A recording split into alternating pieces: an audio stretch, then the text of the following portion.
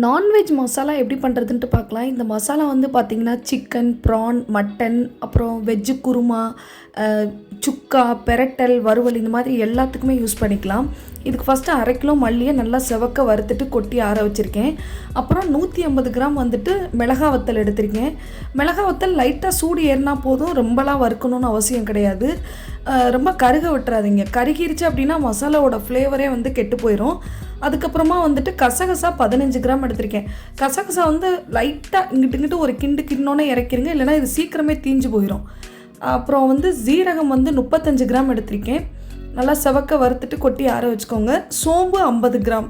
நம்ம இந்த மாதிரி வறுத்து அரைக்கிறதுனால ரொம்ப நாளைக்கு மசாலா வந்து கெட்டு போகாது.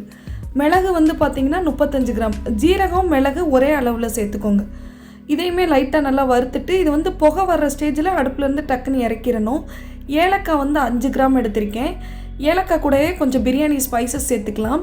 நான் வந்து பிரியாணி இலை வந்து பார்த்திங்கன்னா 2 கிராம், பட்டை 15 கிராம், அன்னாசிப்பூ, ஜாதிப்பத்திரி, கிராம்பு இது 3 வந்து 5 கிராம் தனித்தனியாக.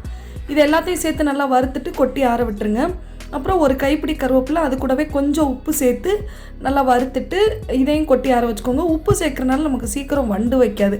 நல்லா ஆறுனதுக்கப்புறமா மெஷினில் கொடுத்து அரைச்சி எடுத்துக்கோங்க. அவ்வளோதாங்க.